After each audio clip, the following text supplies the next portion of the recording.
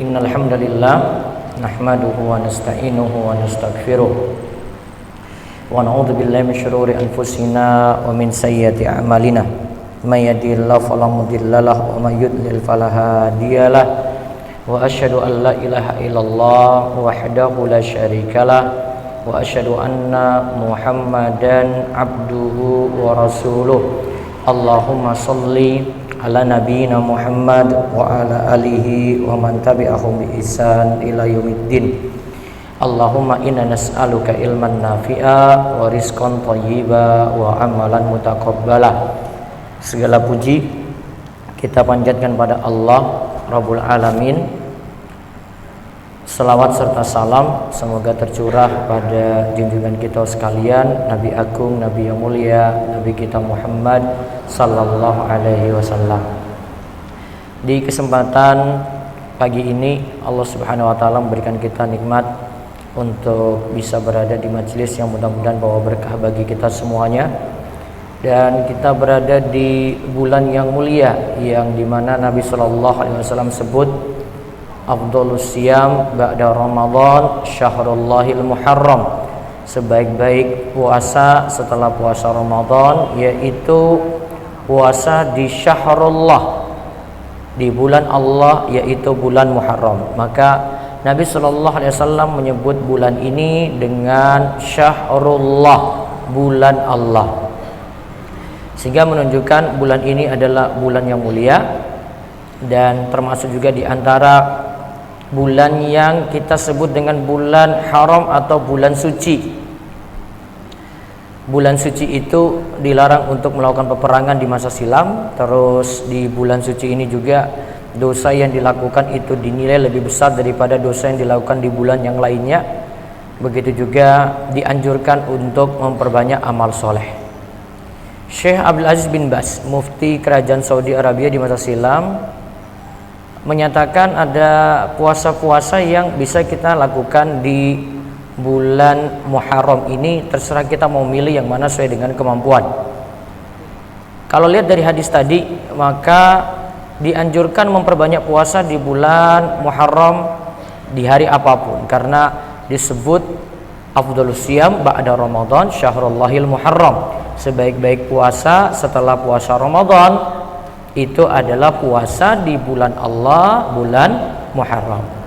Maka kata Syekh Abdul Aziz bin Baz, siapa yang seandainya mau puasa sebulan penuh juga dibolehkan di bulan Muharram ini.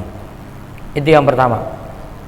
Kemudian yang kedua, di dalam hadis Nabi Shallallahu alaihi wasallam itu sebut kalau puasa Asyura pada tanggal 10 Muharram itu akan menghapuskan dosa setahun yang lalu. Yukafiru sana al-madiyah. Puasa Asyura 10 Muharram itu akan menghapuskan dosa setahun yang lalu. Kita sebut dengan Asyura. Maka ini jadi prioritas utama untuk dijaga atau untuk dilakukan.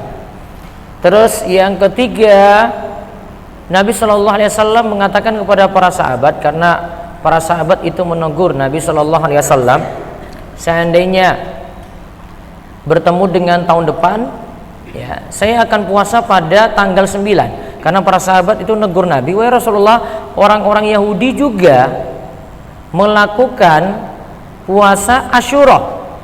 Beda kami dengan mereka apa? Maka Nabi SAW itu katakan, kalau gitu sanal al-qadimah, kalau begitu tahun depan nanti kita akan puasa tanggal 9 juga.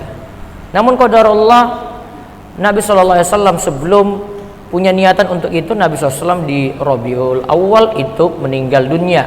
Maka beliau tidak sempat melakukan puasa pada tanggal 9. Namun para ulama katakan ada anjuran untuk menyelisih tanggal 9 juga dilakukan puasa yang kita kenal dengan puasa Tasu'ah. Syekh Abdul Aziz bin Baz itu katakan, kalau tujuannya menyelisih, berarti yang penting tanggal 10 punya barengan. Bisa memilih 9 dan 10, bisa 10 dan 11. 1 Muharram kemarin tanggal 30 Juli ya. Betul ya ibu-ibu ya? 30 Juli. Maka 10 Muharram hari Senin besok. Ya, 9 Muharram berarti hari Ahad. 11 Muharram berarti Selasa ya. Nah, berarti jenengan bisa milih puasanya Senin dan Ahadnya, Ahad Senin atau milih puasa Seninnya dan Selasa. Yang paling penting itu yang hari Seninnya sebenarnya. Cuma yang hari sebelumnya atau hari sesudahnya tujuannya untuk menyelisihi puasanya Yahudi. Yang jenengan baiknya melakukan itu puasanya 9 atau 11. Nah, ini jangan. Karena sebagian nanya saya itu, Ustaz, hari Seninnya itu ini Pak Camat nih nanya saya itu. Namanya Camat kan punya jamuan-jamuan banyak. Oh Ustaz, saya Senin itu banyak jamuan ya, gimana ya, saya mau puasa ya nggak enak, ada hadir undangan macam-macam. Nah, saya bilang ke beliau, Pak, gini aja, jenengan itu kalau ada acara kayak gitu, karena puasa Asyura itu setahun sekali, maka beritahu aja kepada yang punya hajat, maaf saya puasa, beritahu sebelumnya aja biar mereka tahu kalau hari ini hari Asyura, soalnya cuma setahun sekali. Kalau puasa Senin Kemis kan sekarang nggak bisa, besok nanti di pekan depan atau hari Senin Kemisnya bisa puasa lagi. Namun kalau Asyura kan nunggu tahun depan lagi.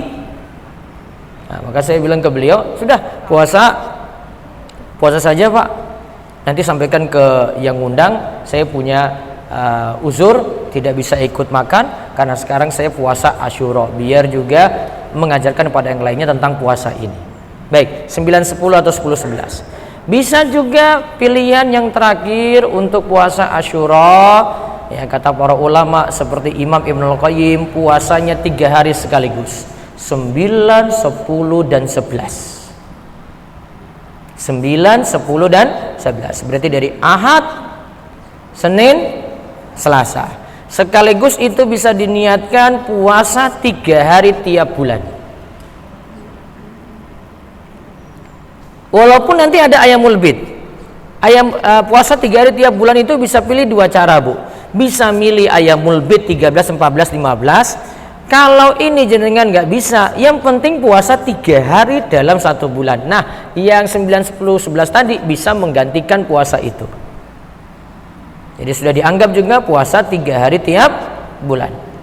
Bahkan Imam Ahmad mengatakan, seandainya untuk penentuan awal Muharram itu terjadi keraguan, maka bagusnya puasa juga pada tanggal 11-nya untuk menghindari keraguan tadi. Namun setahu saya hasil perhitungan apapun dengan biasa di Indonesia itu tiga cara ya, wujudul hilal, terus imkanur ru'yah yang 3 derajat maupun ru'yatul hilal, semuanya sepakat 1 Muharram itu tanggal 30 Juli kemarin. Tidak ada perselisihan dalam hal ini untuk penentuan 1 Muharram, sehingga semua sepakat Senin itu berarti 10 Muharram. Nah, jadi bisa milih di antara puasa-puasa tadi. Yang paling utama Asyuranya menghapus dosa setahun yang lalu. Baik, ibu-ibu yang semoga Allah Subhanahu wa taala rahmati dan berkahi, pada pagi ini saya akan bahas kumpulan amalan-amalan ringan yang insya Allah bermanfaat untuk diri kita pribadi maupun untuk keluarga kita.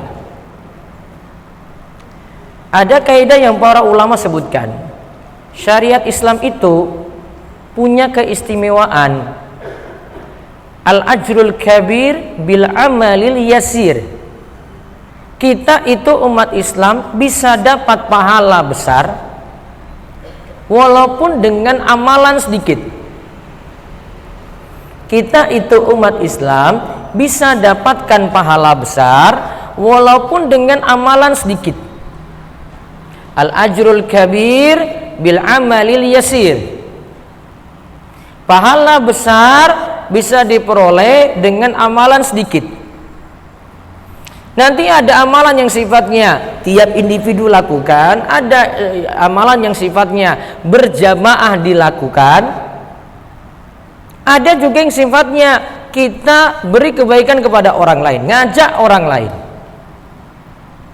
Nah, tentang keistimewaan umat Islam itu, waktunya itu sedikit tetapi pahalanya bisa besar. Amalannya itu sedikit tapi pahalanya bisa besar.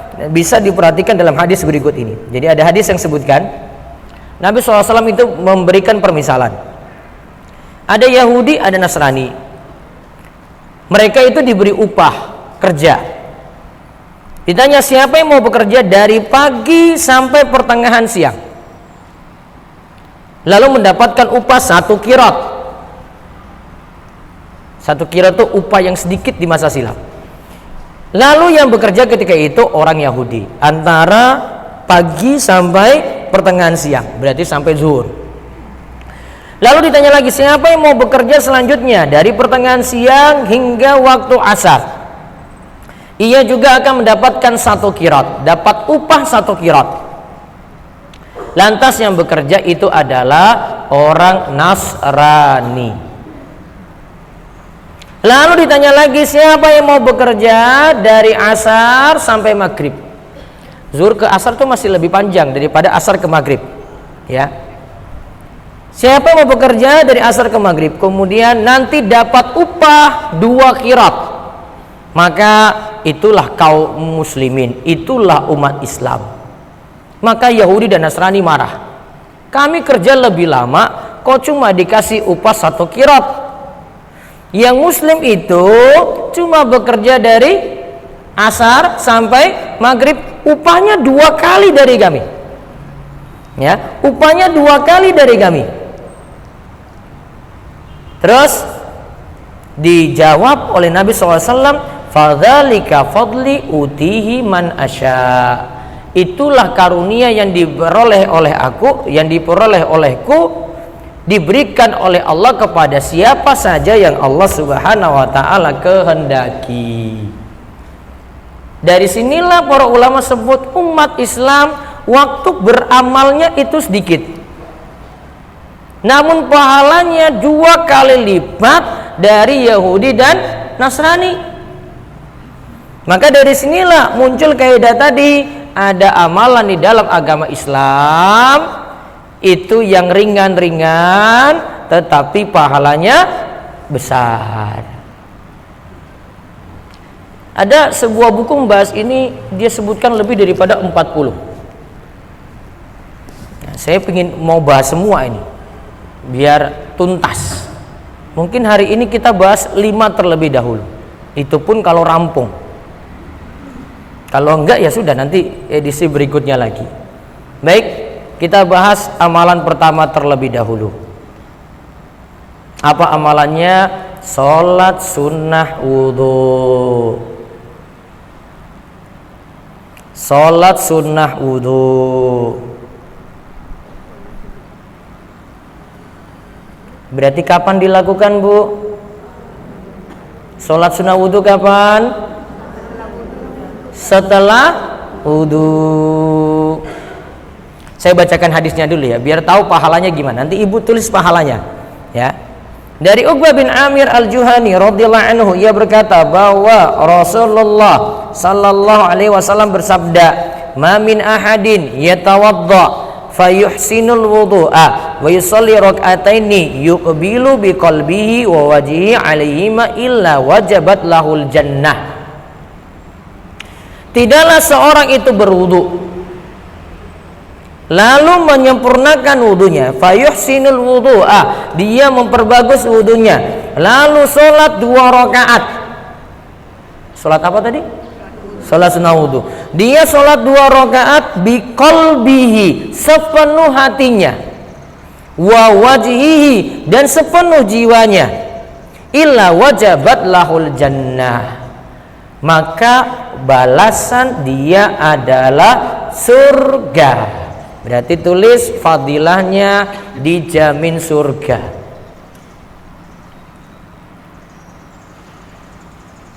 Fadilah yang kedua, keutamaan yang kedua, nanti baru saya rinci ya Bu ya. Man tawaddu'a nahwa wudu'i hadza. Ini dari Utsman bin Affan. Man tawaddu'a nahwa wudu'i hadza, summa qama, kemudian dia itu berdiri faraka rakaataini, lalu dia melakukan sholat 2 rakaat setelah wudhu. Siapa yang perbagus wudhu kemudian dia lakukan sholat 2 rakaat. 2 rakaat apa tadi? Salat sunnah wudu. La yuhaddisu fihi ma nafsahu ghufira lahu ma taqaddama min dzambihi.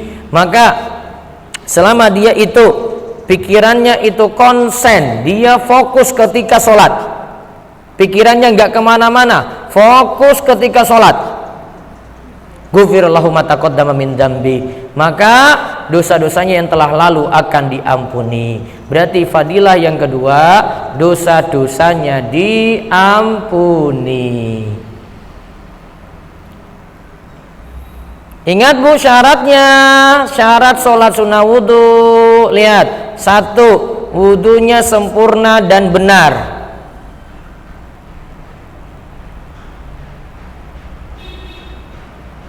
Yang kedua, segera melakukan sholat sunnah wudhu.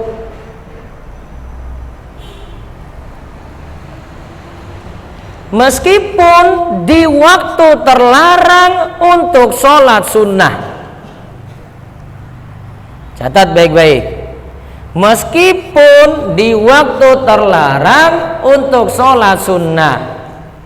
Waktu terlarang itu ada 5. Sudah paham belum Bu? Waktu terlarang untuk sholat 5 ya. Ba'da subuh sampai matahari terbit. Matahari terbit sampai matahari setinggi tombak.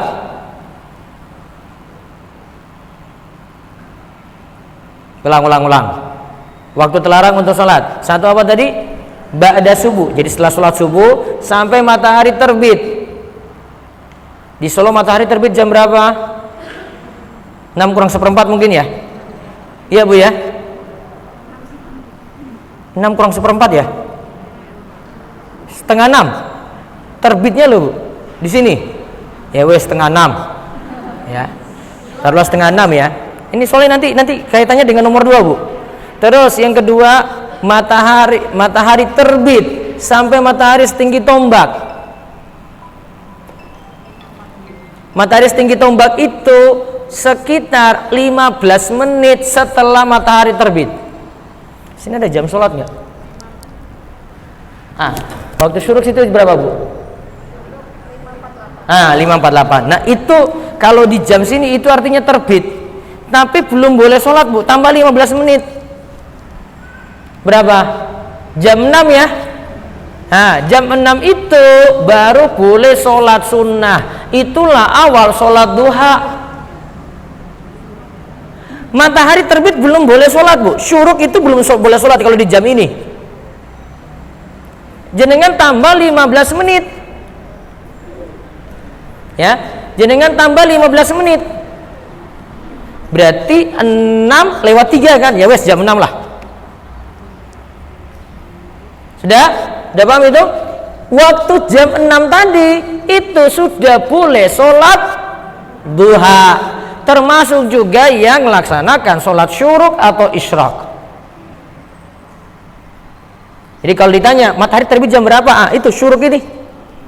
Di jam-jam sholat di masjid itu kayak gitu. Jangan tinggal tambah 15 menit. Nah itu matahari setinggi tombak. Jadi dari matahari terbit sampai matahari setinggi tombak, nah itu masih waktu terlarang.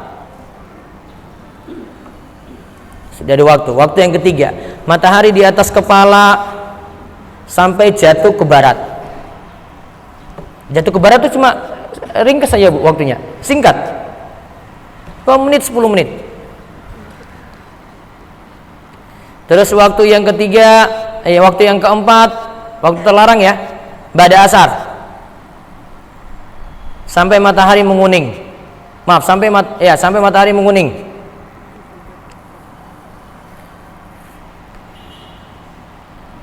Kemudian yang kelima, matahari menguning sampai matahari tenggelam. Matahari menguning itu sudah waktu asar terakhir ya. Yang kelima, matahari menguning sampai matahari tenggelam sempurna. Berapa waktu terlarang Bu? 5 ya. Di waktu terlarang ini tidak boleh lakukan sholat yang tidak punya sebab. Kalau sholatnya punya sebab masih boleh dilakukan. Contoh punya sebab yang kita bahas nomor 1 ini, sholat sunnah wudhu. Misalnya ibu habis asar berwudhu, boleh sholat sunnah wudhu? Boleh, walaupun itu antara asar ke maghrib tadi. Padahal ibu sudah sholat asar tadi kan. Ibu setelah sholat subuh wudhu lagi, wudhunya batal, boleh sholat sunnah wudhunya karena punya apa bu? Sebab. Ingat, sholat sunnah yang punya sebab tidak masalah dilakukan di waktu terlarang. Contoh lagi yang punya sebab, bahkan ada yang sholat wajib bu yang punya sebab. Contoh qadha sholat, ibu bangunnya tidur dari jam 2, bangunnya jam 5, mau menjelang matahari tenggelam. Sholat asarnya jam berapa? Ketika bangun tadi. Punya sebab. Subuh, bangunnya matahari mau terbit bu, akan terbit. Sholat subuhnya jam berapa? Ya ketika itu juga.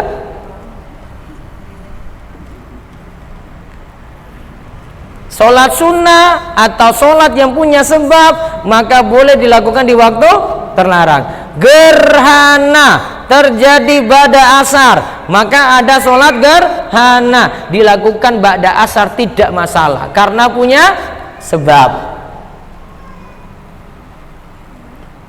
Bahkan jenengan ingat baik-baik ini dicatat penting, ini kalau berada di tanah suci.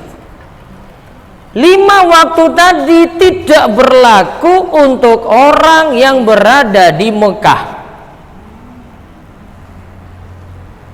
Kata ulama Syafi'iyah, 5 waktu tadi tidak berlaku untuk orang yang berada di Mekah.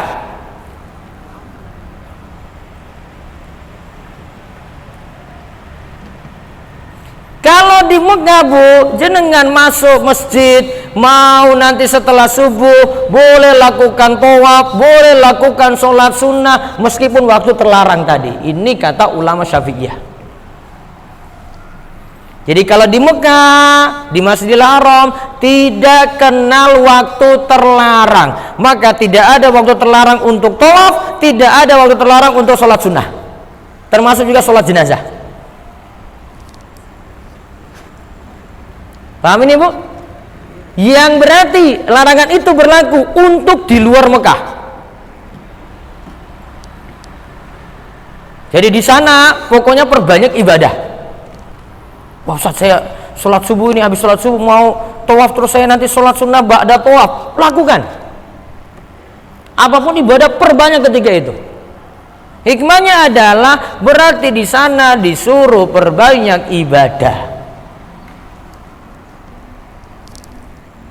Nah sekarang kita balik tadi, sholat sunnah wudhu dilakukan apa tadi syaratnya bu? 1, wudhunya itu sempurna, kemudian setelah itu langsung sholat sunnah wudhu meskipun di waktu terlarang untuk sholat.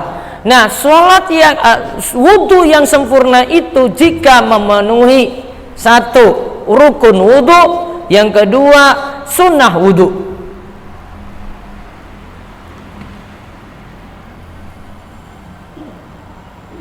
Wudhu yang sempurna itu ketika memenuhi 1 rukun wudhunya, 2 sunnah wudhunya.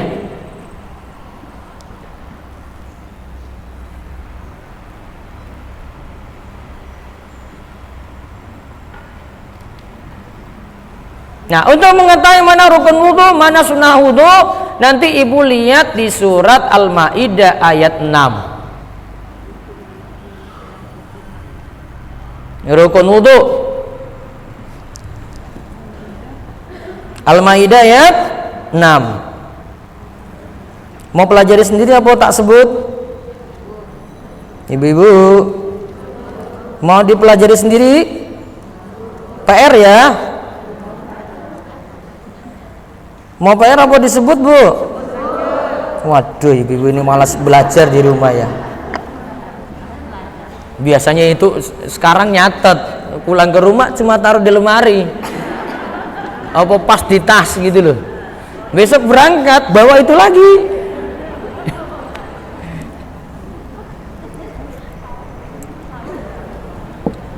Rukun wudhu dan sunnah wudhu, yang penting ibu tahu rukun dulu, nanti sisanya adalah sunnah, Bu. Rukun wudhu cuma 6 saja. Rukun wudhu hanya 6. 1. Ingat ya, beda rukun sama sunnah apa?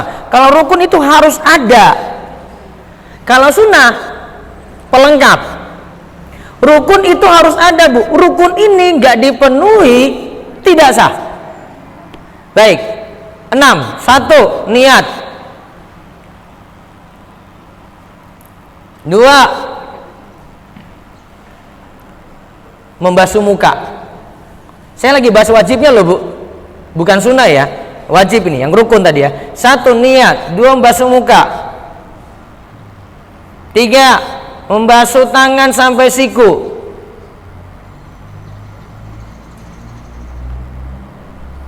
4. Mengusap sebagian kepala.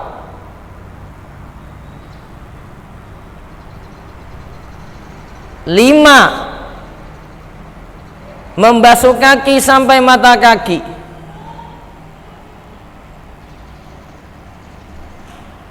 6. Tertib atau berurutan. Ulang coba. 1. Niat. 2. Membasuh muka. 3. Basuh tangan sampai siku. 4. Mengusap sebagian kepala. 5. Membasuh kaki sampai mata kaki. 6. Tertib atau berurutan. Baik. Coba lihat dari 6 ini, Bu. Di luar 6 ini berarti masuk sunnah. Coba ibu lihat 6 itu, perhatikan baik-baik. Baca bismillah ada di 6 itu atau tidak? Ada dari 6 tadi? Ada? Ada baca bismillah situ, Bu? Enggak. Berarti baca bismillah itu sunnah wudhu.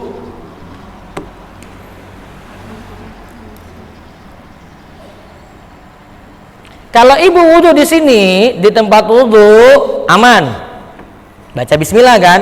Sekarang kalau ibu di toilet, gimana wudhunya? Baca bismillahnya gimana? Gimana, Bu? Baca bismillahnya bagaimana? Fil qalbi, di batin, di hati. Nggak boleh bilang di dalam toilet bismillah, bismillah. Ini nggak bisa. Di batin.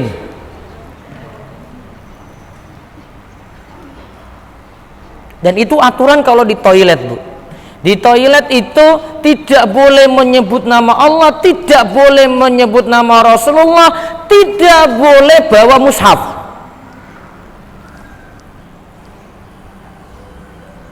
Kecuali mushafnya itu ikutan. Kan nggak mungkin ibu taruh mushaf di luar, oh itu hilang. Atau taruh tasnya di luar, wah hilang nanti. Ngikut berarti itu namanya, Bu. Di dalam juga kan, nggak di luar tas. Itu pengecualian ya. Tapi intinya dalam kamar mandi tidak boleh nyebut nama Allah. Dan biasanya nih, maaf, kebiasaan ibu-ibu itu ada yang biasanya keceplosan itu astagfirullah dalam kamar mandi. Itu selalu dibiasakan sebenarnya itu. Saya sering negur istri saya itu, Bu, kamu di kamar mandi jangan gitu. Dia bilang astagfirullah lagi gitu. Jangan. Itu kebiasaan, akhirnya bawa ke situ, nggak boleh. Kan ada nama Allah kan, Bu? Ada kan? Nggak boleh. Iya, refleks tahu. Refleks itu ada karena kebiasaan kan. Dia harus diubah. Sudah? Jadi berarti baca bismillahnya gimana? Kalau wudhu di toilet, Bu, di kamar mandi, Baca bismillahnya di mana? Fil qalbi, di hati. Sudah, saya niatkan baca bismillah, sudah dianggap tadi sunnahnya dapat. Kalau tempatnya di luar ya sudah bismillah. Nah, tadi dalam enam rukun basuhnya berapa kali? Disebut nggak tadi? Enggak. Berarti wajibnya 1 kali, Bu. Maksimalnya 3 kali. Kalau lebih daripada 3 disebut israf, boros.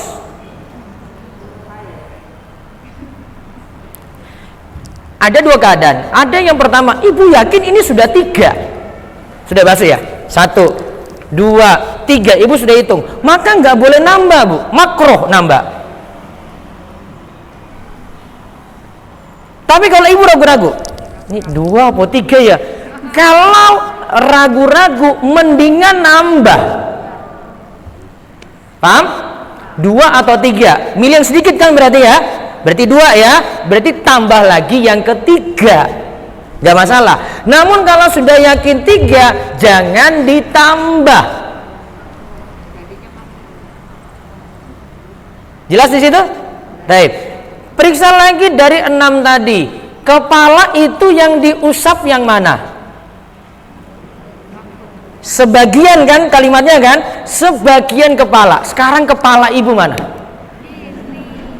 Baik, ini yang diusap rambut atau kepala, Bu? Tadi saya sebut. Baca. Sebagian kepala, bukan sebagian rambut. Paham kalimatnya?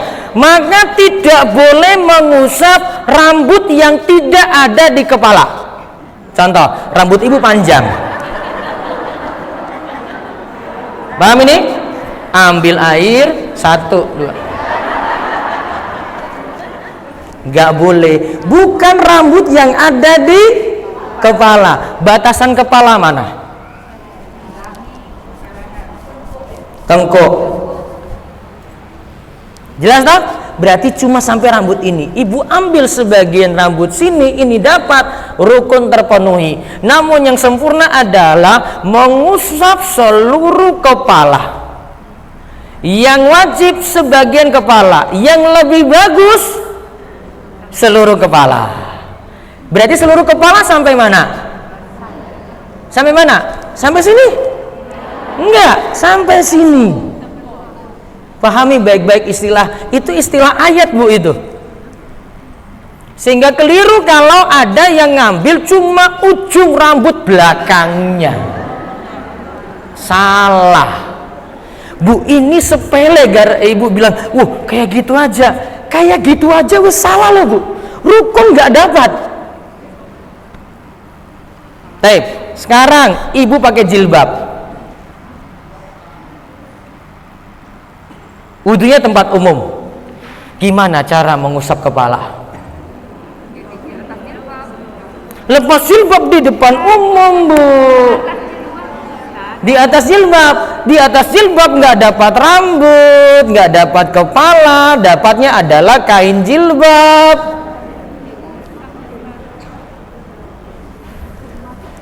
Telas basah.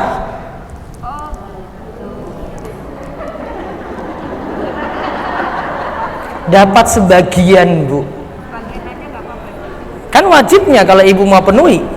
Kalau ibu mau sempurna ya cari toilet di dalam tempat tertutup, copot jilbab. Namun kesalahan ibu-ibu itu kadang itu nganggap sepele. Sudah tahu sampingan laki-laki, ini toilet laki, maaf, tempat wudhu laki-laki, ini tempat wudhu perempuan, buka-buka aja begitu. Apalagi wong desa itu pokoknya. Lalu sudah saya di kampung, waduh mbah, untung wes tua mbah. Kadang itu gak mikir, ini tempat wudhu laki-laki, ini tempat wudhu perempuan, buka-buka aja, enggak gitu, enggak boleh. Atau pakai pendapat sebagian ulama Syafi'i atau pendapat ulama Syafi'i yang katakan kalau ada jilbab, yang penting air itu nanti merembes masuk ke rambut, berarti buat jilbabnya yang basah. Solusi kedua, karena untuk mengusap kepala itu tidak mesti airnya kena langsung, bisa rambutnya cukup basah walaupun ada kain di atasnya. Sudah? Jelas? Kalau pakai jilbab gitu ya. Tapi masalahnya kalau ibu itu berwudu tempat terbuka, bukan masalahnya di kepala aja, Bu. Tangan sampai siku ya, Bu. Aurat nggak ini? Hah? Aurat nggak, Bu? Makanya ya sudah, kalau gitu, kalau jilbabnya besar gampang, Bu. Tangan ibu di dalam, airnya masuk ke dalam ini, berarti ini dibuka. Pak Ustadz, saya boleh usap apa tadi? Lengan ini nggak dibuka? Ya nggak boleh. Aturan untuk tangan itu beda dengan kepala, Bu. Kepala itu kalimatnya mengusap, tangan itu kalimatnya mencuci. Bedanya mengusap dan mencuci itu, mengusap cukup teles, cukup basah, Bu. Sedangkan mencuci, air mesti ngalir. Air mesti ngalir, Bu, di sini. Nggak bisa ibu ambil air terus, nggak ada, Bu, kayak gitu. Nggak bisa, Bu. Itu nggak pakai aturan namanya itu. Itu menyelisih ayat di dalam Al-Maidah ayat 6, Bu. Sudah? Tadi kepala paham ya? Lihat lagi di situ. Perhatikan 6 ini. 6 ini maknanya banyak banget. Coba lihat, ada telinga nggak, Bu, disebut tadi? Ada telinga nggak? Tidak. Berarti telinga itu sunnah, Bu, tidak wajib. Dan di dalam ayat Al-Maidah ayat 6 tidak disebut telinga.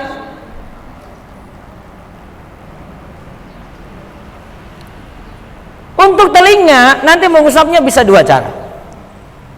Bisa ibu nyambungkan kepala dan telinga, berarti separuh air untuk kepala, bukan separuh ya, tangannya ini langsung nyambung kepala, langsung nyambung telinga. Cara yang kedua, kepala sendiri kemudian telinga sendiri. Bisa dengan dua cara seperti itu, dua-duanya boleh. Kalau dalam mazhab Syafi'i, kepala 3, telinga 3. Namun dalam pendapat yang lain, kepala 1, telinga 1, berarti satu-satu saja. Terserah milih yang mana. Yang penting tidak lebih dari 3, 4, 5 dan seterusnya tidak. Terus lihat tangan sampai mana tadi dibasuh, Bu? Siku. Kaki itu dibasuh sampai mana? Lebih bagus dalam mazhab Syafi'i sebut tangan itu dibasuh sampai siku, baiknya lebih dari siku. Kalau lebih, siku pasti kena. Begitu juga kaki itu sampai mata kaki, lebih bagus tarik di atas mata kaki. Kenapa? Pasti mata kaki kena semuanya. Namun kalau jenengan dipaskan dengan mata kaki atau dipaskan dengan siku, bisa jadi sikunya ada yang nggak kena, maka akan agak dilebihkan sedikit. Tarik ini agak lebih, itu pasti kena semuanya. Itulah masuk dalam kaidah fikih, mala yatimul wajibu illa bihi fahuwa wajib. Sesuatu yang tidak sempurna, yang wajib ini kecuali dengannya, maka yang penyempurna ini juga menjadi wajib. Berarti kalau tidak sempurna siku ini kecuali narik ke atas, maka bagusnya tetap narik ke atas, dibuat lebih. Sama dengan mata kaki juga seperti itu. Pertanyaan berikutnya lagi, boleh nggak berwudu di toilet? Oh, tadi sudah saya jawab. Boleh nggak? Boleh. Pertanyaan berikutnya, boleh nggak berwudu sambil buka aurat, dalam keadaan buka aurat?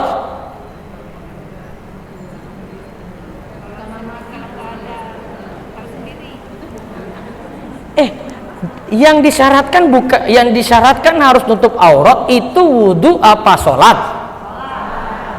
Wudu suruh tutup aurat?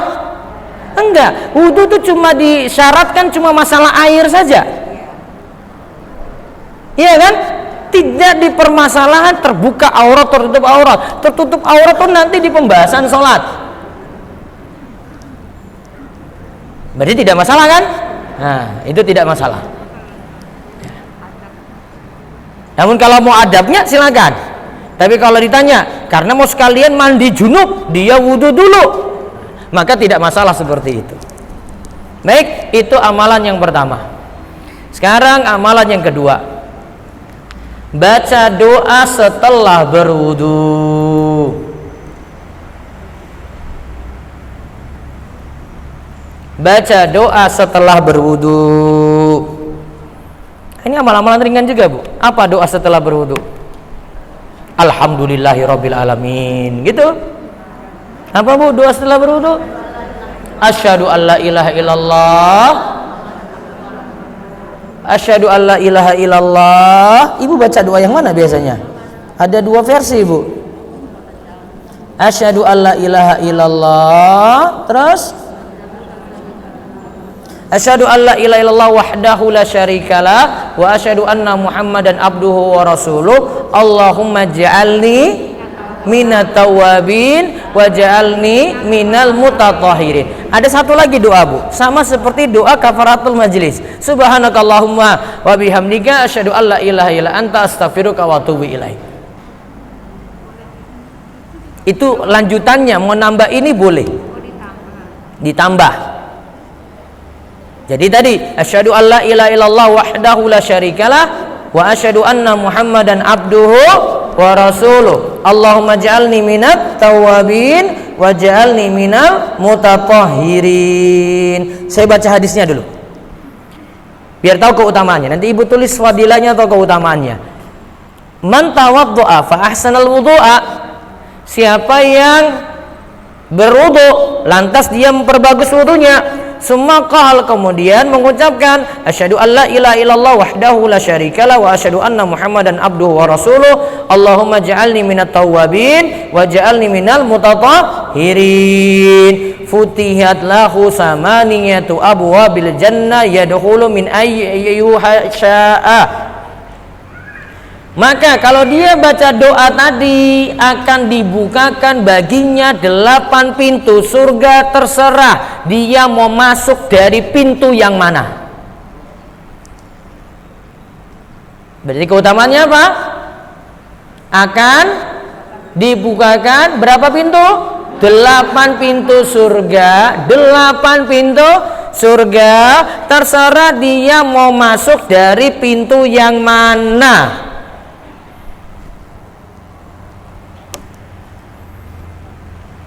Besar tuh keutamanya tuh, Bu. Pintu surga ada berapa berarti? Ada berapa, Bu? 8. Apa saja? Apa saja, Bu? Apa saja? Wallahu a'lam bishawab.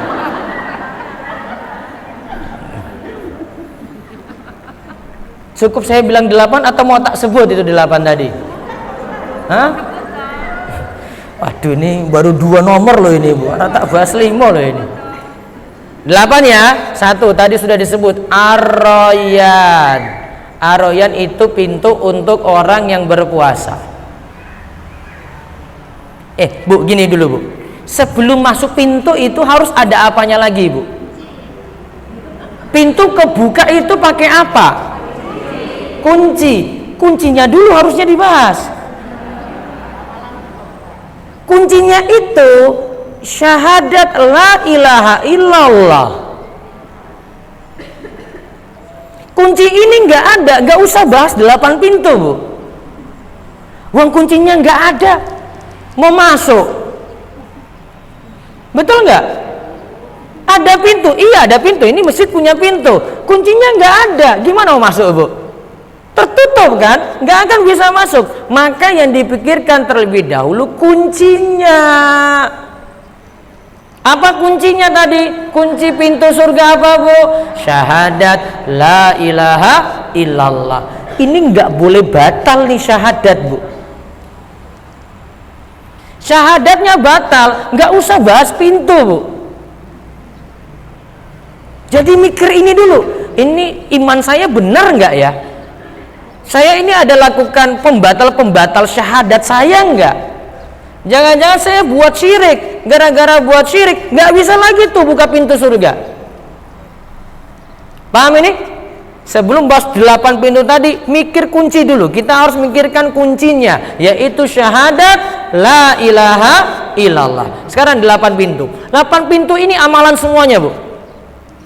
Amalan ini tidak manfaat kecuali dengan kuncinya tadi. Nah, sekarang amalan yang pertama tadi sesuai dengan pintunya ya, ar-rayyan. Untuk amalan apa? Ar-rayyan. Untuk amalan apa, Bu? Puasa. Puasa wajib maupun puasa sunnah. Dua-duanya. Pintu yang kedua. Ibu mikir aja tentang rukun Islam. Ada syahadat tadi sudah kan? Sekarang tadi puasa. Apa yang belum ada? Sholat. Berarti pintu kedua pintu sholat.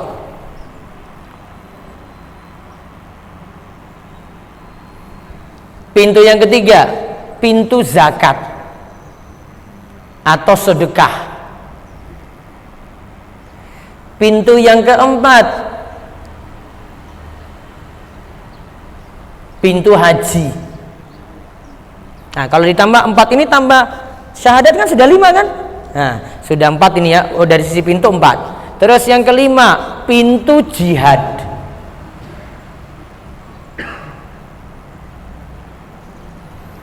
Yang keenam,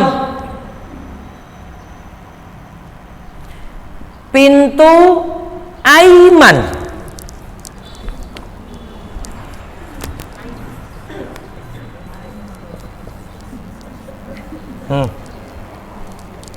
Aiman.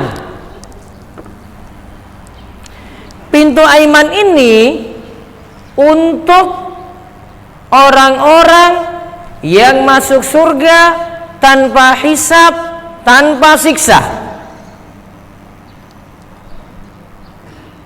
Untuk orang-orang yang masuk surga tanpa hisab, tanpa siksa. Sudah berapa pintu? 6. Pintu ketujuh, pintu al-kadhiminal ghaidha wal afina 'anin nas. Catat.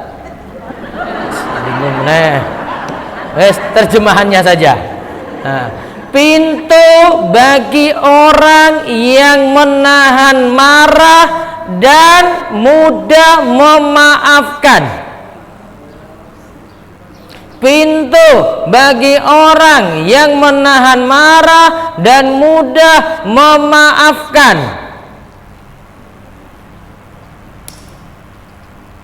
Kalau dalam ayat sebut pintu al-kadhiminal ghaidha wal afina 'anin nas. Nahan marah dan memaafkan. Mana yang lebih berat antara dua ini, Bu? Menahan marah atau memaafkan? Ya, dua-duanya berat. Mana yang lebih berat? Memaafkan, Bu. Kalau nahan marah itu masih tahan-tahan bisa, Bu. Iya toh? Seminggu meledak, meletus marahnya tadi. Tapi kalau memaafkan berarti nganggap rampung, selesai. Berat banget itu, Bu. Nah, itu dibulatin nomor 7 tadi itu, Bu. Maafkan orang tuh berat banget loh, Bu. Maafkan orang itu, Bu. Kita tuh bahkan tuh punya dendam itu sampai turun-temurun tuh ada dendamnya loh itu. Sekarang pintu yang terakhir, pintu ke-8 ini para ulama punya ikhtilaf kuat di dalamnya. Maksudnya banyak yang ada yang bilang pintu zikir, ada yang bilang pintu ilmu, ada yang bilang pintu tobat, ada pintu berbakti pada orang tua. Ibu bisa tulis semuanya tadi. Pintu apa? Pintu ilmu atau zikir atau tobat. Ada juga yang bilang pintu berbakti pada orang tua. Pintu 8 itu ada yang milih nama macam-macam. Ada yang milih pintu ilmu, ada yang milih ulama pintu zikir, ada yang milih pintu tobat, ada yang milih pintu berbakti pada orang tua. Balik ke doa tadi, Bu, gimana doanya tadi? Kalau kita baca doa ini setelah memperbagus wudhu, maka tadi apa fadilahnya? Dibukakan 8 pintu surga, terserah masuk dari pintu yang mana. Berarti ada orang yang cuma masuk lewat pintu-pintu itu saja. Orang puasa masuk pintu puasa, orang sholat masuk pintu sholat, orang sedekah zakat masuk pintu itu. Ada orang yang masuknya terserah dia mau masuk dari yang mana. Tinggal milih. Hah? Iya, dia mau masuk lewat mana, monggo. Sebenarnya ada satu lagi, Bu, yang ini amalan khusus untuk ibu-ibu. Nanti tinggal milih masuk pintu surga manapun. Mau saya beritahu sekarang?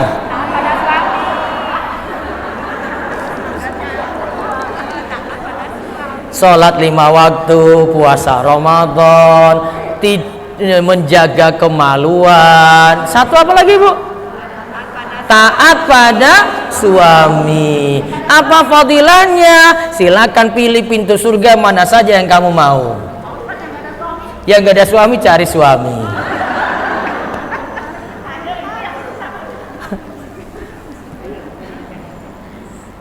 Jelas, Bu, tadi yang ini. Itu sama fadilahnya, Bu.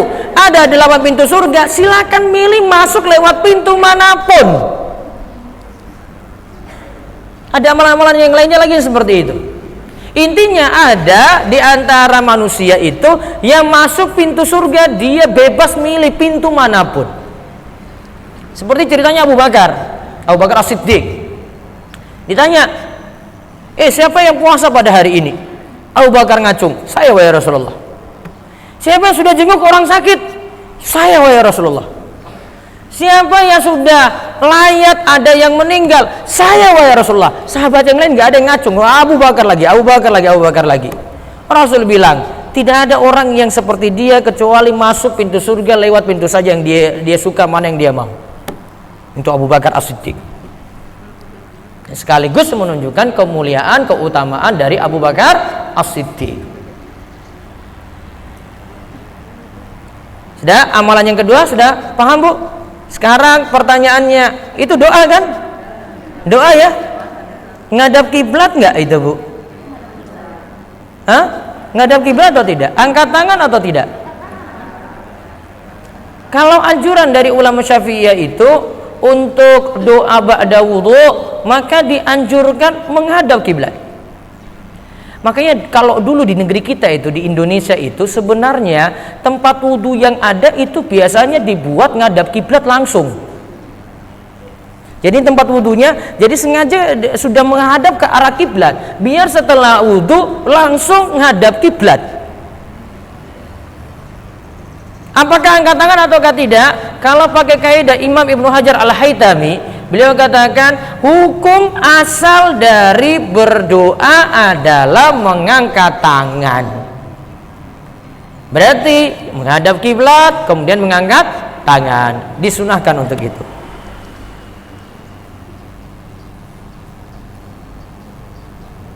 Namun kalau dalam kamar mandi, nanti keluar dulu baru baca doa tadi.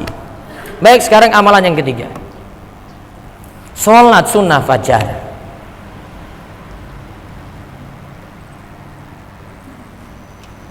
Sholat sunnah fajar. Fajar itu artinya apa, Bu? Fajar artinya apa? Subuh. Berarti sholat ini dilakukan ketika subuh sudah masuk. Di Solo jam berapa subuhnya? 4.30 pas ya? 30 ya? Nah, berarti pas 4.30. Bukan azan pertama, Bu, azan subuhnya.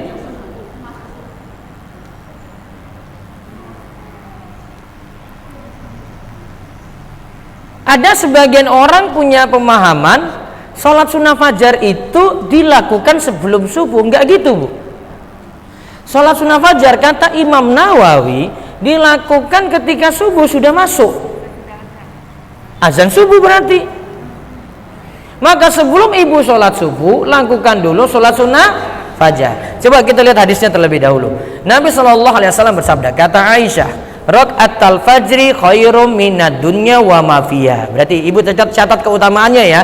2 rakaat sunnah fajar lebih baik daripada dunia seisinya. Berarti keutamaannya lebih baik daripada dunia seisinya.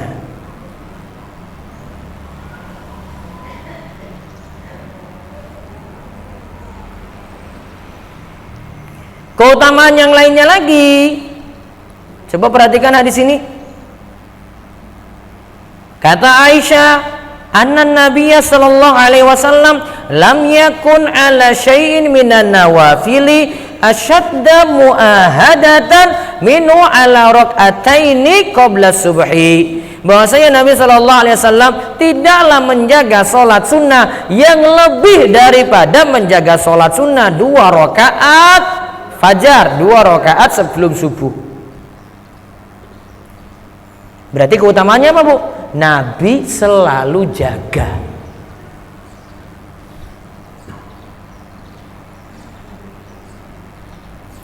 Bahkan kata para ulama, diantaranya Imam Ibnul Qayyim, kalau ibu itu bersafar, sebagian ulama itu katakan boleh tinggalkan sholat rawatib yang lainnya, kecuali sholat sunnah fajar saja. Ibu nggak boleh lepas itu.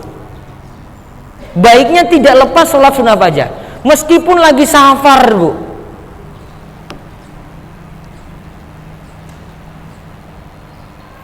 Kemudian bacaan yang dianjurkan untuk sholat sunnah fajar, rakaat pertama Al-Fatihah plus surat Al-Kafirun.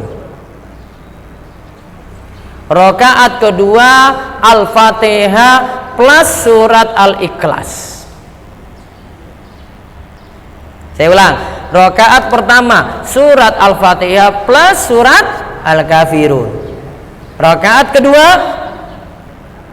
surat Al-Fatihah plus surat Al-Ikhlas.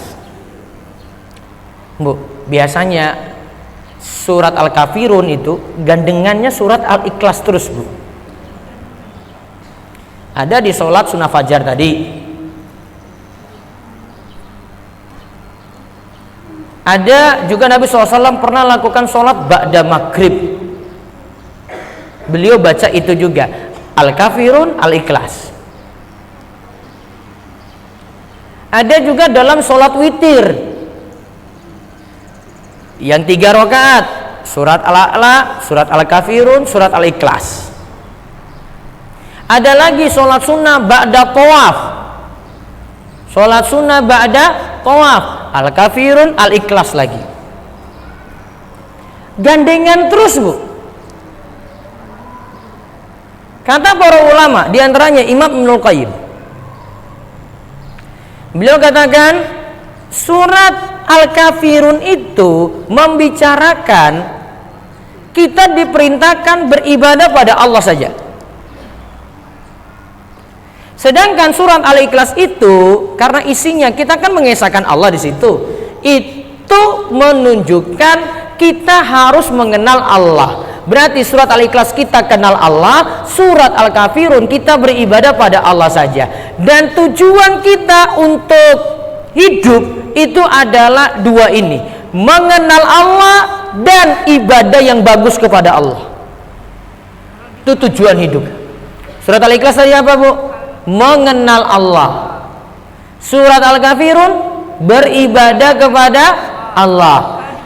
Tujuan kita hidup untuk mengenal Allah dan ibadah kepada Allah. Kalau dibalik, Al-Ikhlas dulu, Al-Kafirun, tidak masalah. Tapi lebih bagus Al-Kafirun dulu, baru Al-Ikhlas, sesuai urutan dalam Al-Quran. Ya, lebih afdal itu. Sekarang pengertian sholat rawatib tadi, Bu. Misalnya ini, ibu kebiasaannya sholat di masjid. Ketika sudah masuk masjid, ternyata sudah iqomah. Sholat sunnah fajarnya kapan dikerjakan? Masih boleh kerjakan atau tidak, Bu? Nggak boleh ya? Berarti rugi dong. nggak dapat lebih baik daripada dunia seisinya, luput dong Bu. Gitu. Mau saya kasih tahu solusinya Bu, biar tetap dapat. Iya, solusinya dikerjakan setelah sholat subuhnya. Pengertiannya gini, Ibu ubah pemikiran dulu pengertian qobliyah dan ba'diyah. Pengertiannya saya kayaknya pernah bahas di sini deh. Pernah nggak? Saya pernah jelaskan tentang pengertian qobliyah sama ba'diyah Bu di sini? Belum? Hah? Sudah pernah saya bahas belum? Pengertian qobliyah dan ba'diyah. Pernah catat Bu? Belum? Apa saya yang lupa atau Ibu yang lupa? Coba perhatikan pengertian saya tentang qobliyah Bu. Ini pengertian dalam mazhab Syafi'i dikatakan oleh Imam Ibrahim Al-Bajuri. Beliau katakan tentang qobliyah dan ba'diyah. Rawatib itu adalah untuk qobliyah, sholat yang dilakukan sebelum sholat wajib atau sesudah sholat wajib, yang penting masih di waktunya. Saya lagi bahas qobliyah loh Bu ini. Coba pikirannya fokus dulu Bu. Qobliyah adalah sholat sunnah yang dilakukan sebelum sholat wajib atau sesudah sholat wajib, yang penting masih di waktunya. Apa bedanya dengan ba'diyah? Ba'diyah itu sholat sunnah yang dilakukan setelah sholat wajib, tidak boleh sebelum sholat wajib, yang penting masih di waktunya. Ada bedanya? Qobliyah sama ba'diyah ada bedanya Bu? Baik, qobliyah coba diulang.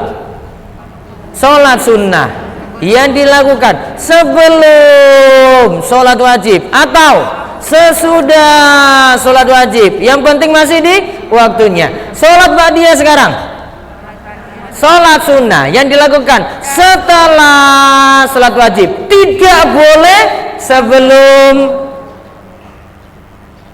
yang penting masih di waktunya. Sekarang bahas sholat sunnah fajar tadi. Kan tunggu subuh masuk dulu nje. Ternyata jenengan masuk masjid, imam sudah mulai sholat. Sholat sunnah fajarnya bagaimana Bu?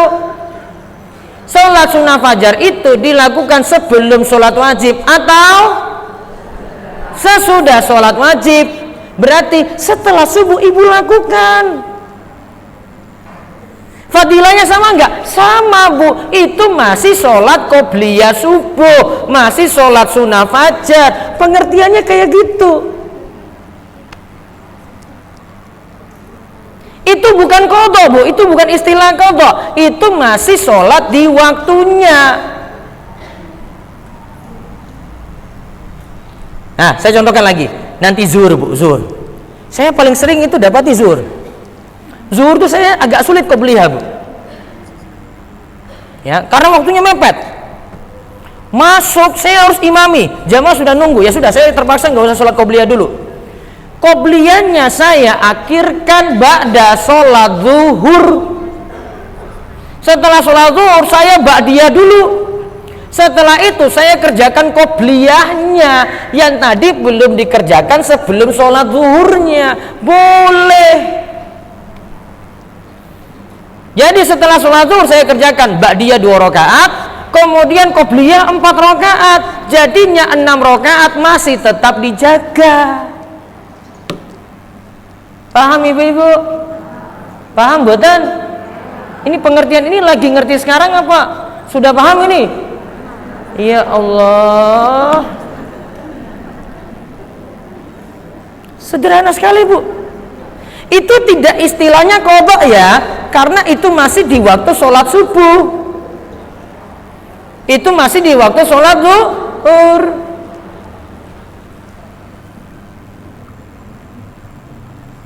Coba saya bahas agak rumit lagi. Nanti pakai kaidah itu lagi, Bu. Pakai kaidah itu. Sekarang ibu mau praktekkan untuk jamak sholat. Taruhlah saya milih pendapat jamak sholat, saya tetap mau jaga rawatib. Saya sholat di Mekah aja deh. Saya mau tetap jaga rawatib. Ya karena mumpung kan lagi di Mekah, masa nggak banyak-banyakin sholat kan. Nah, saya mau jaga rawatib, tapi saya mau sekalian jamak zuhur dan asar. Jamak zuhur dan asar. Bu, syarat jamak sholat itu apa, Bu? Syarat jamak sholat, jamak digabungkan ya. Antara zuhur dan asar tidak boleh ada jeda.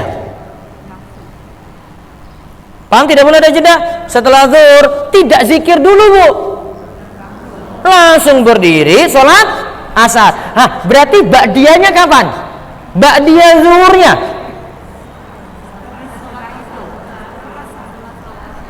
Ibu sholat qobliyah dulu, iyalah, terus sholat zuhur yang wajib, ya kan? Tidak boleh diselingi ba'diyah, Bu. Langsung sholat apa? Asar, ba'diyah zuhurnya setelah asar. Jelas?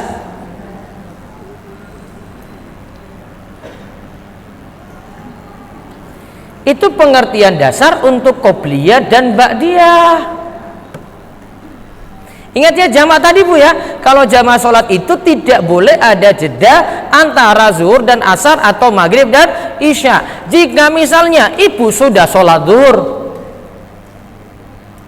terus ibu keluar, terus ada teman bilang, ini sekarang mau jalan ini, kamu sudah sholat asar belum? Belum. Solusinya bagaimana, Bu? Dia sudah pakai jeda, Bu, sudah keluar ngobrol-ngobrol, asarnya belum. Solusinya bagaimana? Solusinya gimana, Bu?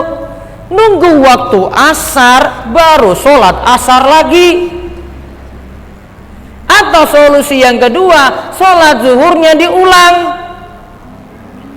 baru langsung lanjut lagi dengan sholat asar. Siapa suruh tadi nggak gabung asar langsung? Itu permasalahan jamak.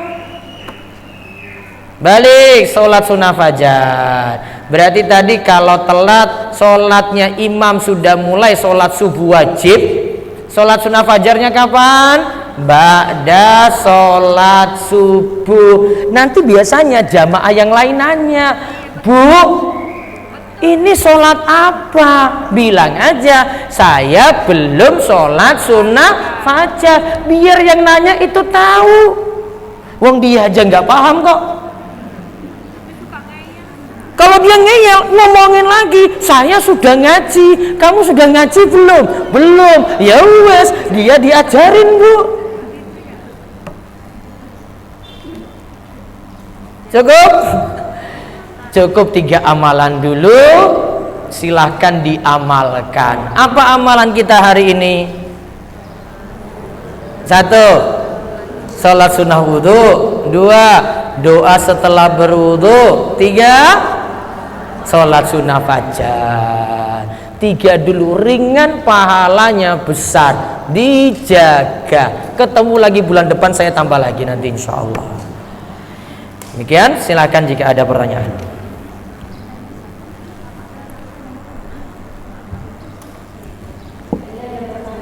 Ya.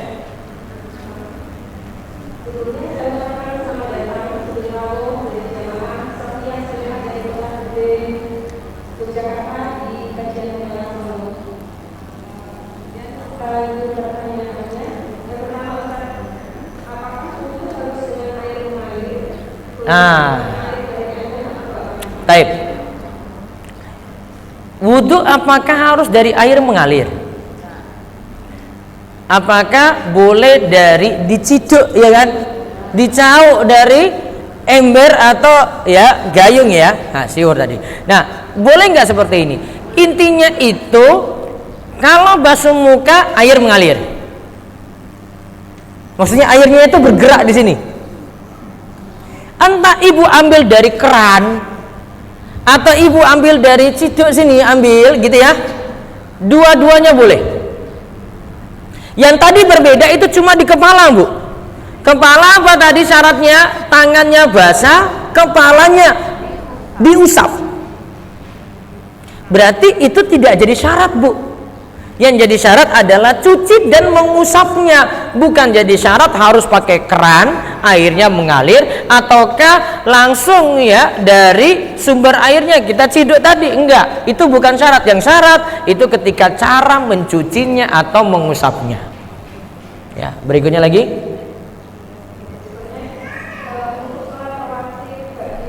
Ya.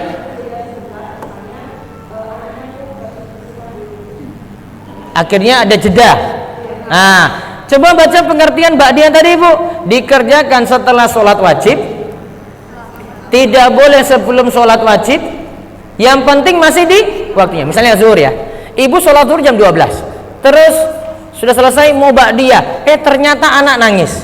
Ibu ngurus anak dulu, jam 1 baru sholat ba'diyah. Boleh? Jam 2-nya ba'diyah. Boleh? Setengah 3 ba'diyah. Boleh? Boleh, masih waktu zuhur kan? Masih, maka sah. Jadi tidak mesti ada tidak ada jeda, artinya langsung enggak. Boleh pakai jeda.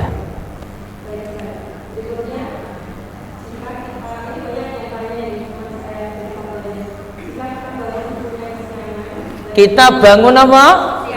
Subuh kesiangan, ya. Sholat sunnah fajar dulu, baru kemudian sholat subuh. Tidak masalah, meskipun sudah jam 6. Itu kan yang ditanya kan? Nah, sholat sunnah fajar dulu, baru kemudian sholat subuhnya. Itu solusinya. Biasanya apa? Kita baca-baca zikir antara sholat sunnah fajar ke subuhnya. Boleh. Kalau apa? Ini khusus yang kesiangan saja, Bu, ini. Enggak masalah. Yang penting dia sholat sunnah fajar terus langsung sholat subuh. Langsung. Ya.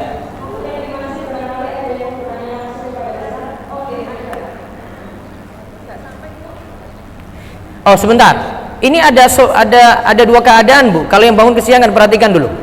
Yang bangun kesiangan tergantung jam berapa. Kalau dia bangunnya itu 5 menit lagi waktu subuh selesai. Paham nggak? Sekarang sholat subuh dulu apa sholat sunnah fajar dulu? 5 menit lagi matahari terbit, Bu. Masih bisa kerjakan sholat wajib subuh. Berarti kerjakan mana? Sholat subuh dulu yang wajib. Biar sholat subuh yang wajib itu di waktunya. Berarti yang dikodok, karena sholat sunnah fajar sudah habis waktu ya, dikodok sholat sunnah fajarnya. Jangan sholat sunnah fajar dulu, Bu, kalau kondisi ini. Kecuali bangunnya jam 7. Ya, berarti kodok dua-duanya. Sholat sunnah fajar kodok, sholat subuhnya juga kodok. Ya, berikutnya, Bu. Bisa, Bu, ya? Ya.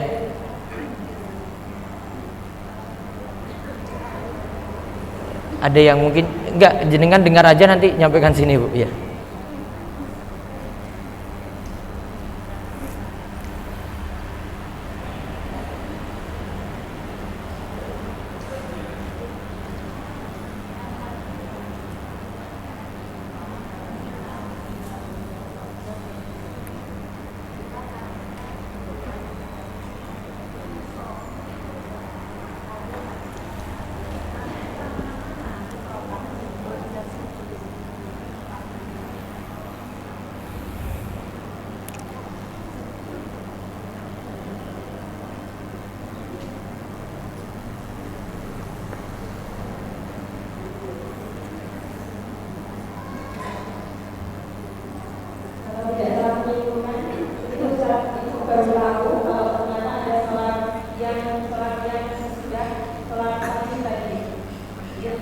Iya.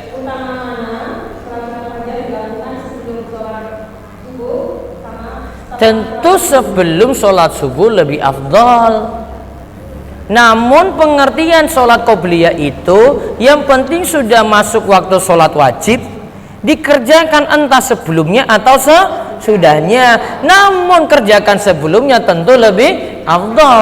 Yang kita permasalahkan adalah seandainya ada yang tidak sempat, dan itu rata-rata banyak kasus, maka solusinya dikerjakan setelah selesai sholat wajib.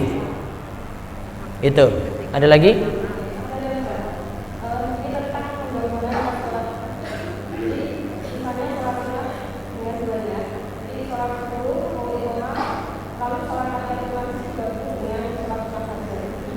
Boleh. Sholat tahiyatul masjid digabung dengan sholat sunnah fajar, dilakukan sebelum sholat wajibnya. Ya, sebelum sholat wajib ya.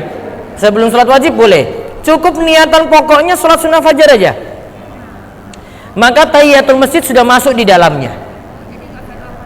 Kalau mau niatan dua-duanya boleh, namun kalau dia niatin sholat sunnah fajar, tahiyatul masjid sudah masuk. Yang penting masuk masjid kerjakan sholat 2 rakaat.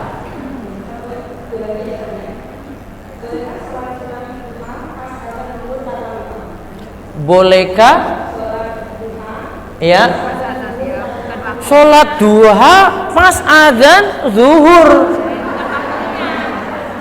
Kalau sudah tahu azan mulai sholat duha nggak boleh. Namun kalau lagi sholat duha terus dia panjangin sampai azan zuhur, ya sudah tinggal dirampungkan. Beda. Al-istimraru aula minal ibtida. Kata para ulama, lanjut itu masih lebih ringan daripada mulai dari awal. Berarti kalau baru mulai pas azan zuhur tidak boleh. Namun kalau cuma melanjutkan boleh-boleh saja.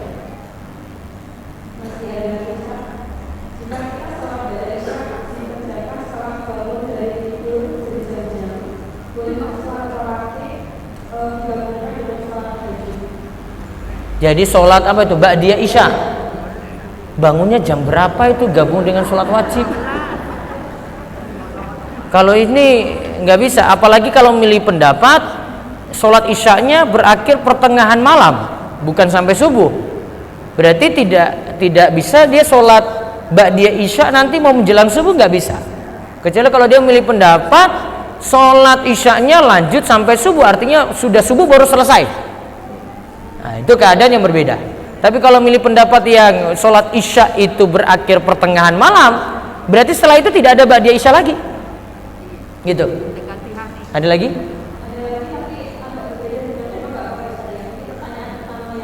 Iya. Iya.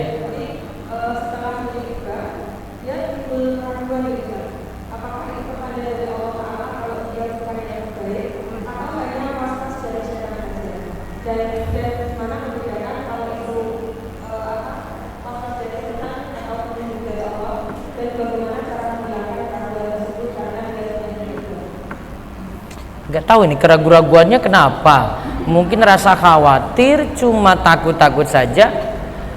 Kalau memang sudah dikhidmat terus sudah sholat istiqoroh, maju aja. Kalau ada halangan, maka bisa jadi itu pertanda memang itu bukan jodohnya, sehingga mendingan dibatalin. Wallahu alam. Namun kalau itu cuma kekhawatiran biasa, nggak usah dipedulikan, maju aja. Ya, berikutnya lagi. Ya, satu lagi, monggo Bu.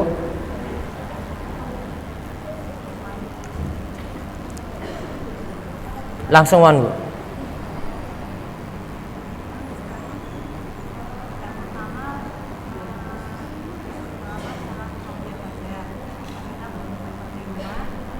Kita qobliyah di rumah, belum qobliyah di rumah, terus keburu iqomah. Ya.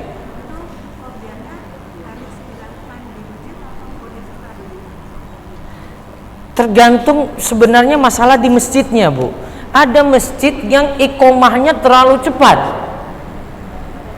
ada yang cuma 5 menit Bu. Ibu kalau milih qobliyah di rumah sampai masjid masbuk. Maka kalau tahu kondisi masjid kayak gini, ibu qobliyah di masjid.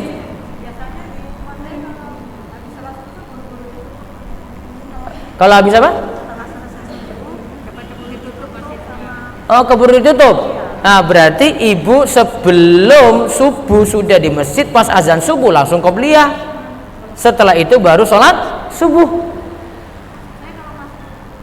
Kalau masbuk, ya harusnya orang masjidnya tahu kalau ada yang masbuk, yang mbok ditunggu. Iya, takmirnya yang diberi masukan, Bu. Karena kan gak semua orang bisa tepat waktu juga kan. Masbuk itu manusiawi. Ya biar aja, nanti nunggu aja, Bu. Ya, biar nanti mereka tahu kebiasaan kalau ada yang telat, ada yang butuh zikir lagi gitu loh. Iya. Sholat fajar tadi suratnya Al-Kafirun sama Al-Ikhlas.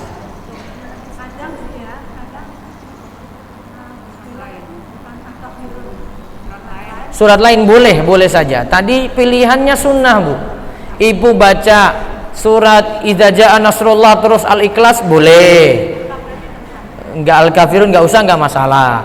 Ganti yang lain boleh. Namun yang dianjurkan Al-Kafirun Al-Ikhlas. Afdalnya. Nggih, terakhir sana. Enggak bisa juga. Waalaikumsalam warahmatullahi wabarakatuh. Kumur-kumur tidak ada dari yang 6 tadi, nggih, maka tidak masuk rukun.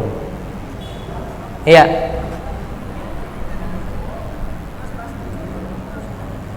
Pas zuhur terdengar azan zuhur,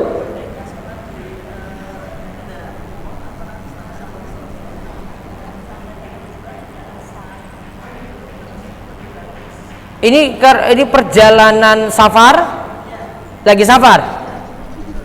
Tergantung pilihan ibu saja. Kalau enaknya jamak takhir, berarti ibu harus niat di waktu zuhur, saya nunda sholat zuhur ke waktu asar. Iya, pas waktu zuhur ibu sudah niatin. Sudahlah, zuhur saya tunda aja ke waktu asar. Tapi kalau ibu pandang lagi di waktu asar nggak bisa sholat, ya sudah, asarnya dimajukan di waktu zuhur. Jamak takdim, jamak takhir itu relatif kebutuhan kita. Iya, misalnya saya sudah jamak takdim ya, terus sampai tempat tujuan asar masih bisa, ya sudah, nggak masalah. Contoh ini, saya ini di Solo dari Gunung Kidul itu sudah 90 kilo. Saya sudah musafir. Saya sholat zuhur di Solo. Sampai di Gunung Kidul sudah asar. Pas azan asar, saya sudah jamak qashar tadi. Maka sampai di sana saya tidak perlu sholat asar lagi. Karena saya sudah majukan sholat asar ke waktu zuhur. Nah, kalau jamak takhir kita sudah sampai sana sudah asar, zuhurnya belum. Urutan yang paling bagus, zuhur dulu baru asar. Afdolnya. Namun seandainya ibu balik, asar dulu baru zuhur, sah. Tapi afdolnya zuhur dulu baru asar. Itu nggih? Ya.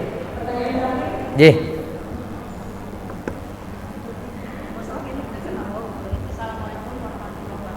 Waalaikumsalam warahmatullahi wabarakatuh.